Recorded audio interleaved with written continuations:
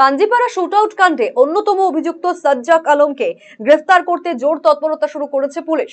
বুধবারে রায়গঞ্জ সংশোধনাগার থেকে ইসলামপুর আদালতে নিয়ে যাওয়া হয়েছিল কুখ্যাত দুষ্কৃতী সাজ্জাককে।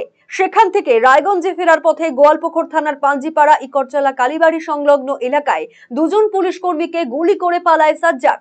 কিন্তু কে এই সাজ্জাক? কেন গ্রেফতার হয়েছিলেন তিনি? বৃহস্পতিবার অভিযুক্তের গ্রামে পৌঁছন আরসিটিভি সংবাদের প্রতিনিধি পার্থ সিনহা। রাতারাতি উঠে আসলো করণদিঘি থানার ছোট শোয়ার এলাকার নাম। কারণ গতকাল পাঞ্জিপাড়ায় যে নৃশংস ঘটনা ঘটেছে, দুজন পুলিশ কর্মীকে গুলি করে যে সাজ্জাক পালিয়েছে, সেই সাজ্জাকের বাড়িতে আমরা ইতিমধ্যে উপস্থিত হয়েছি। এখানে কিন্তু সাজ্জাক থাকতো বলে স্থানীয় বাসিন্দারা জানাচ্ছে। স্থানীয় সূত্রে জানা গিয়েছে, করণদিঘির খিড়কিটোলা গ্রামের বাসিন্দা সুবেশ দাস 2019 সালের 7ই অক্টোবর সন্ধ্যায় খুন হয়েছিলেন।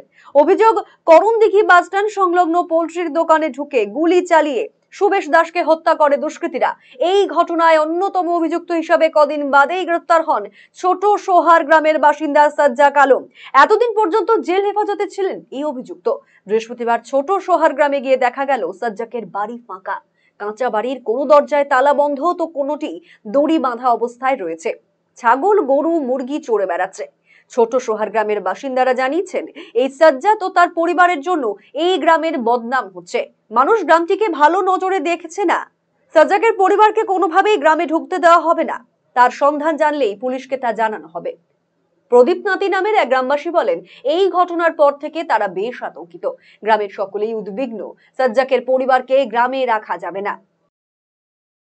এই বিষয়ে তো যা আপনারা করছেন, তো আমরা আরো বেশি আতঙ্কে আছি।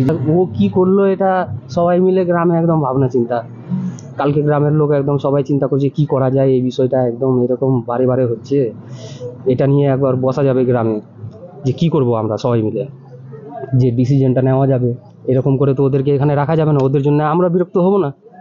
এবার গ্রামের মধ্যে বলছে, দেখি গ্রামে আমাদের আছে লোকজন, ওরা তারা কি এদিকে বহিষ্কার করা হয়েছে?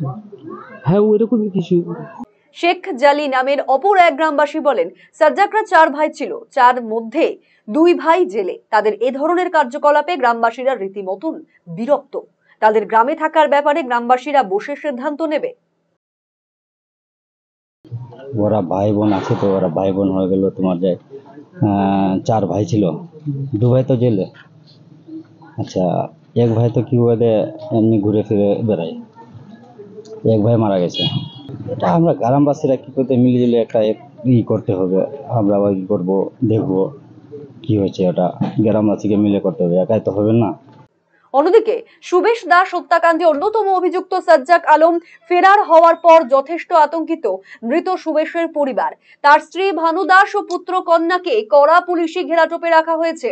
ভানু দাস জানিয়েছেন, এত বড় ঘটনা ঘটাতে পারে সে, অনেক কিছুই করতে পারে। এই অপরাধীকে অবিলম্বে গ্রেফতার করে দৃষ্টান্তমূলক শাস্তির ব্যবস্থা করা হোক।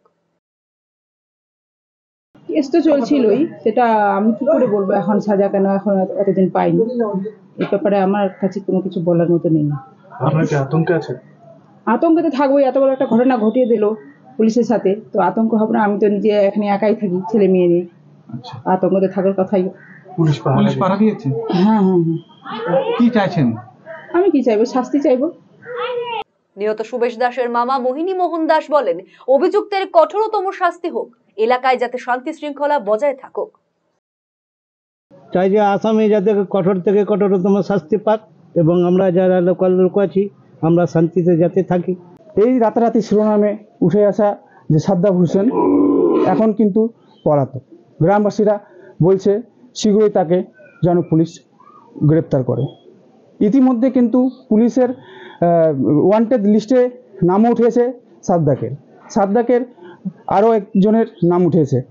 তাদের 2 লাখ টাকা ঘোষণা করা হয়েছে পুলিশ তরফ থেকে, এটি পুলিশ সূত্রে জানা গেছে। করণদিঘি থেকে পার্থ সিনহা, আরসিটিভি সংবাদ। করণদিঘি থেকে পার্থ সিনহার রিপোর্ট, আরসিটিভি সংবাদ।